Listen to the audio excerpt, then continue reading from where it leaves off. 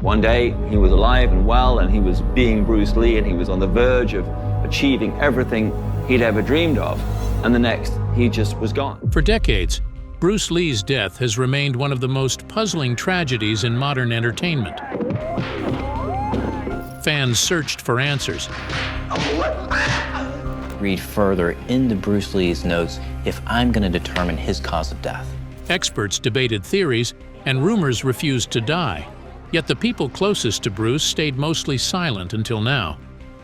After years of holding back, Bolo Yeung, one of Bruce's toughest on-screen rivals and most loyal training partners, Bruce Lee, and then Jean-Claude Van Damme, and then who? After Jean-Claude Van Damme, who is the next? Nobody. has finally revealed what he saw, what he believed, and what he never said. And his truth changes everything. The brotherhood behind the muscles. How Bruce Lee and Bolo Yeung really bonded. Before fame and tragedy changed their lives forever, there were only two men in a dim training hall. The air was thick with sweat, iron, and blood. Bruce Lee and Bolo Yeung faced each other across the mats. The silence was heavy, broken only by the sound of their breathing, the slap of flesh on flesh, and the grinding rhythm of total discipline. There were no cameras, no scripts, and no applause. There was only exertion, pain, and the unspoken challenge of testing limits. Every movement was precise, deliberate, and dangerous. Their connection began here, in the shared pursuit of pushing the human body and mind to extremes. Bruce Lee, already famous for lightning speed and precise strikes, immediately recognized something unusual in Bolo. This was not an ordinary opponent.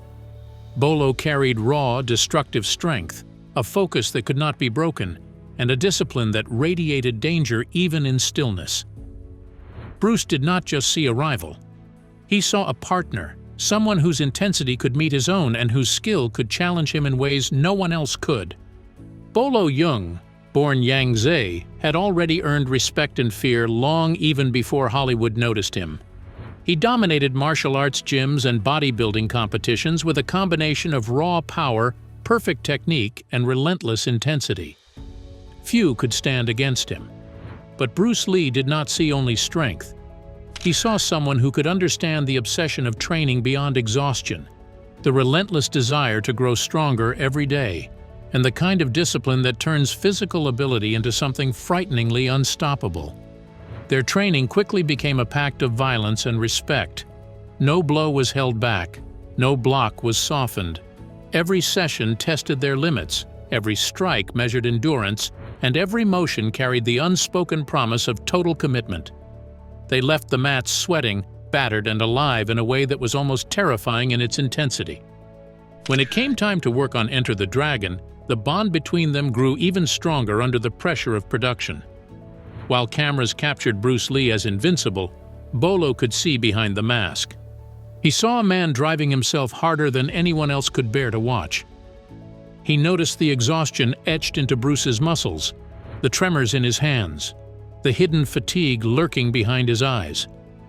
And as their friendship grew, Bruce began revealing the private struggles pulling at him from every direction, struggles that Bolo would later recognize as the beginning of something far more dangerous. The hidden weight Bruce carried: fame, pressure, and a life behind closed doors. To the world, Bruce Lee was unstoppable. He moved with speed that seemed impossible and delivered every strike with precise force. He charmed every room and impressed every audience. Many people believed he lived on a level far beyond ordinary limits. Yet his private life carried pressures that few could ever see.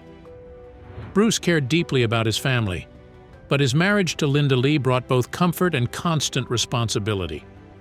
Bruce Lee wanted to do everything at the same time. He wanted to break racial barriers in Hollywood, build a worldwide martial arts enterprise, and remain a steady husband and father. Each goal pulled him in a different direction and left him worn down. His nights often passed without sleep. The public believed he trained or meditated, but he usually sat over notebooks and scraps of paper and wrote ideas for films, fight scenes, and new training methods. His body, once a model of speed and strength, began to fail him. He lost weight and felt tired most days. He suffered frequent headaches that he tried to ignore. These headaches had followed a serious collapse while training earlier that year. Doctors had warned him about swelling in his brain and dangerous stress on his nervous system. He had episodes of dizziness and pain that came without warning. But Bruce pushed past these signals because he feared losing momentum. Every success led to more pressure and more demands, and Bruce felt that he had no room to slow down. Most people never saw these changes. Friends, fans, and co-workers saw only the confident figure who moved with perfect control. Only a few trusted companions, including Bolo, knew the truth. They noticed the slight shake in his hands. They saw the signs of strain in his movements. They saw smiles that covered real discomfort. Every new achievement brought applause, but it also added weight that Bruce tried to carry alone. His life became a stressful trap that grew tighter with each passing month. Even the people he relied on could not protect him from the pressure he placed on himself. Bolo understood more than others. He saw the human being behind the legend. He noticed the exhaustion that Bruce tried to hide. He noticed the small signs of confusion that sometimes followed a long day. He sensed the growing danger in Bruce's constant drive. Bruce Lee had great strength, but that strength demanded a price that his body could no longer pay. Bruce hoped that one private bond would give him peace, but he did not know that this bond would later stand at the center of the storm that surrounded his final day. The woman he escaped to, and the day everything went silent. Betty Ting. P never planned to be part of one of the most debated tragedies in modern cinema. She was quietly building her career in the Hong Kong film industry and was earning recognition for steady work and real talent. But fame was not what drew Bruce Lee to her. He found calm in her presence. She did not push him to perform. She did not treat him like the legend that the public adored. She saw the tired man behind the fame. She saw the strain that had been eating at him for months. She accepted him without judgment and without demands. Bruce began visiting Betty's apartment often. The apartment gave him a rare chance to rest away from constant pressure. It was not a place for work. It was not a place where he needed to impress anyone. It became a private room where he could drop the mask that he showed to the world. He talked openly about the headaches that had been troubling him for a long time. He spoke about the fatigue that never went away. Betty listened with patience. She did not interrupt him. She did not question him. She offered quiet and understanding. Her apartment became a safe space. Their bond, whether it was friendship or something deeper, gave Bruce a place where he could be himself. This peaceful space would later become the center of a terrible and unforgettable tragedy. On July 20, 1973, Bruce arrived at Betty's apartment after a long day filled with meetings. He had been tired for weeks, and the warning signs had grown stronger. He told her that his headache had returned with greater force. His body showed clear signs of strain. His weight had dropped. His energy was low.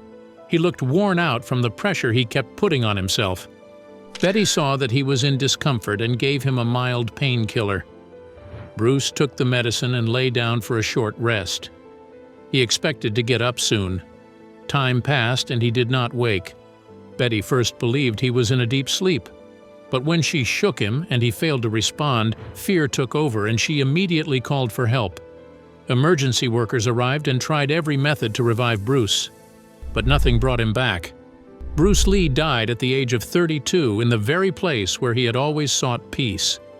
And when news of Bruce's shocking death spread, shock and disbelief erupted all over the world. Shockwaves around the world, the aftermath, theories, and a silence from Bolo Yeung. Bruce Lee's death struck the world like a lightning strike. It was sudden, blinding, and impossible to comprehend. The man who seemed unstoppable, the symbol of strength, speed, and discipline, was simply gone like the winds. News of his death spread within hours, and disbelief quickly turned into chaos. Hong Kong became a city gripped by confusion and sorrow. Crowds gathered outside hospitals, film studios, and Bruce's home, desperate for answers. People pushed through streets and waited in silence. hoping for news that could explain how someone so full of life could disappear without warning. The idea that Bruce Lee could die seemed unthinkable. He was not supposed to die. Bruce's body was flown to Seattle for burial. Thousands of mourners packed the cemetery. They carried flowers, photographs, and banners, weeping openly as they tried to process the impossible. People talked quietly in groups, sharing memories of seeing him in movies, reading his interviews, or hearing about his martial arts demonstrations. Fans came from all over Asia and from the United States. Some traveled hundreds of miles just to pay their respects. Media crews broadcast the scenes worldwide. Television stations interrupted regular programming to cover the story, replaying clips of his films and interviews. His death became a global event. Authorities moved quickly. They announced that the official cause of death was cerebral edema, a sudden swelling of the brain. While the explanation was medically sound, the public refused to accept it. Many people found it too simple for a man who had achieved extraordinary feats. Rumors spread quickly and without restraint. Some speculated that Bruce had been poisoned. Others claimed rival studios had plotted against him. Some suggested supernatural forces or curses had caused the tragedy. Every detail of Bruce's death was dissected, analyzed, and twisted into new theories. The fact that he had died in his mistress's apartment fueled even more rumors. Reporters and gossip columnists relentlessly focused on Betty, whether justified or not. Newspapers published repeated stories about her involvement, and she became an object of scrutiny across Asia. Amid all this noise, one figure remained remarkably silent. Bolo Yeung, Bruce's close friend and training partner, refused to comment on the rumors. He did not defend Bruce's memory, nor did he attack anyone. He withdrew completely and retreated into a private grief that no one could penetrate. While the public tried to rewrite Bruce's last day in countless sensational ways, Bolo held his peace. He carried the truth in his heart, heavy and painful. He understood things the world would never understand. And even as the world struggled to make sense of the tragedy, those closest to Bruce wrestled with a more intimate and unbearable kind of pain. Life after the legend, the pain carried by his wife, his children, his mistress, and his friend. Bruce Lee's death did not just shock the world. It also changed the lives of the people closest to him in ways they never expected. For Linda Lee, the pain struck with a force that kept her awake at night. She had lived for years in the demanding rhythm of Bruce's rising fame. She had supported him through endless filming schedules, constant interviews, and a level of discipline that pushed him far past normal limits. She handled the children, the home, and the pressure that came with being married to a man who was becoming a global figure. She waited for the day when everything would slow down so they could finally live a normal, quiet life together. But all those hopes ended suddenly when she learned that Bruce had died while resting at the home of another woman. The news created a wave of hurt that mixed grief, confusion, and public judgment. Linda lost her husband, and she also faced questions she had never imagined answering. Reporters wrote about every detail of Bruce's final day. Fans demanded explanations. People watched her every move as if her private heartbreak was a public event. Linda had to raise her children alone while trying to protect her husband's legacy and survive the emotional weight of a world that refused to look away. Brandon Lee and Shannon Lee grew up with a father whose presence filled every room even though he was no longer alive. The world remembered Bruce as a unique force in film and martial arts. Magazine covers, documentaries, and television programs kept his image everywhere. At home, this constant attention made life harder. Brandon and Shannon barely remembered him. They learned about their father from strangers who acted as if they knew him better than his own family. Brandon felt this pressure grow stronger as he entered his late teens. Every time he trained or appeared in public, people compared him to Bruce. When Brandon began acting in the late 1980s, reporters said he was following a path that had already been written for him. He worked hard to form his own identity. He wanted to be known and remembered for his own skill and achievements, not just as Bruce Lee's son. But in 1993, tragedy struck the family again when Brandon died in an on-set accident while filming The Crow. The sudden loss brought the entire world's attention back to the Lee family. For Linda, it reopened wounds she had spent 20 years trying to heal. Shannon lost the only sibling she had and became the last surviving child. She later devoted her life to keeping the memories of her father and her brother alive through the Bruce Lee Foundation. The foundation worked to preserve Bruce's philosophy, martial arts teachings, and films while also supporting youth programs that encouraged confidence and discipline. Shannon's efforts ensured that both Bruce and Brandon would be remembered for more than the accidents that tragically ended their lives. Betty faced a different struggle that lasted for decades. She had been one of the few people Bruce trusted during his final months. But after his death, she became the center of public suspicion. Reporters wrote stories that connected her name to the tragedy. Many people blamed her without knowing the facts. Betty's acting career slowed down as producers feared public backlash. She tried again and again to explain her own side of the story. But no matter how much she tried, the public continued to judge and blame her for Bruce's death. Some even maintained without any concrete evidence that she had been paid to poison Bruce Lee by his numerous rivals. Betty eventually stepped away from the center of Hong Kong entertainment and lived quietly while carrying the burden of a moment that she could never escape. She also reflected on the rapid changes in Hong Kong cinema during the 1970s and 1980s. The industry had become intensely competitive, and actors like her were often subject to public scrutiny in ways that could permanently shape careers. Bruce's death, coming at a moment when her own career had potential, completely altered the trajectory of her life. Bolo Yeung carried his grief in silence. He had trained with Bruce. He had worked with him on films that became classics. He remembered Bruce pushing himself through pain and exhaustion because he believed stopping would cost him too much. After Bruce died, Bolo questioned himself.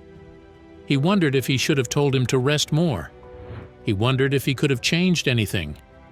While the world repeated dramatic stories and wild rumors, Bolo kept his real memories private. He watched Bruce's legend grow across continents and felt both pride and sadness. But after many years of silence, Bolo finally decided to talk about what happened. The world expected another dramatic story. Instead, he explained something completely different from the sensational rumors that had followed Bruce's death for decades. Bolo Yeung breaks his silence, the truth he could no longer hold back. For decades, Bolo Yeung refused to speak publicly about Bruce Lee's death. He did not want to feed the endless speculation or sensationalism surrounding the tragedy. He knew that speaking could add pain to Linda, Brandon, Shannon, and Betty. He feared his words would be misinterpreted and twisted into something he never intended. Silence, he decided, was the only way to protect the truth and the people he cared about. Yet over time, the rumors only grew stronger.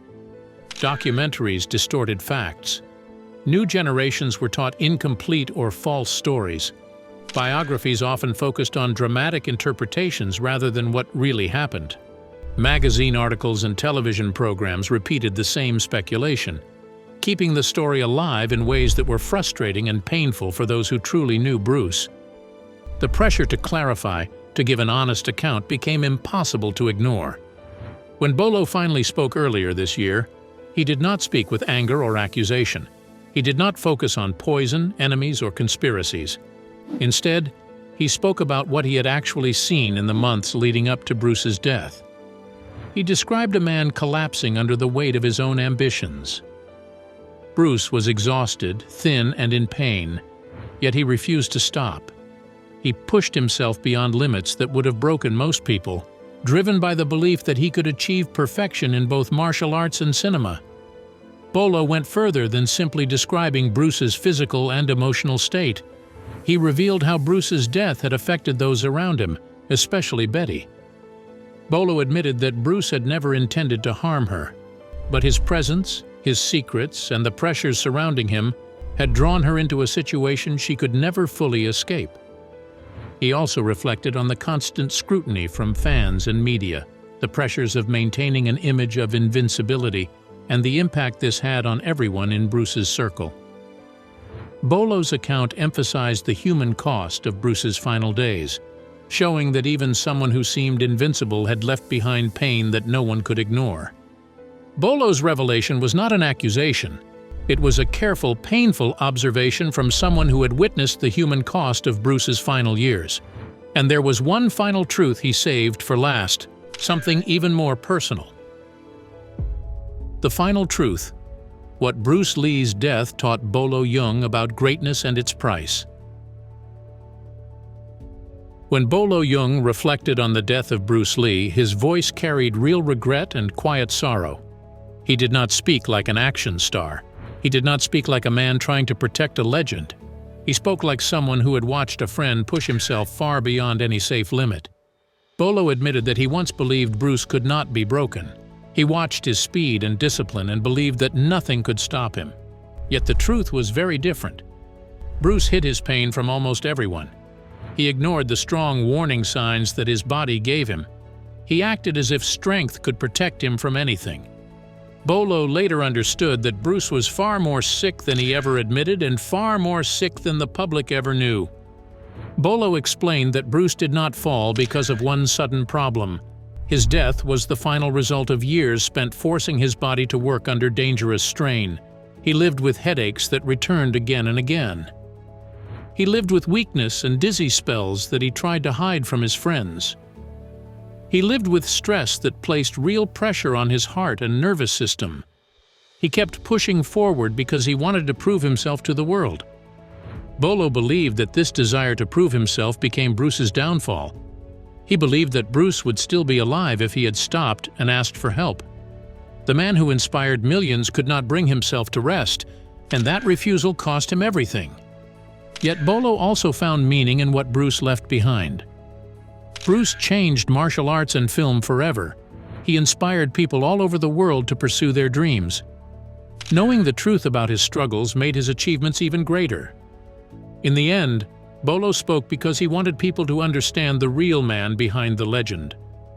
Bruce Lee worked with courage and heart, but he also hid suffering that needed care. This final truth became Bolo's message. Bruce gave everything he had. His greatest strength was his drive, and that same drive became the force that finally destroyed him. Thanks for watching. See you in the next one.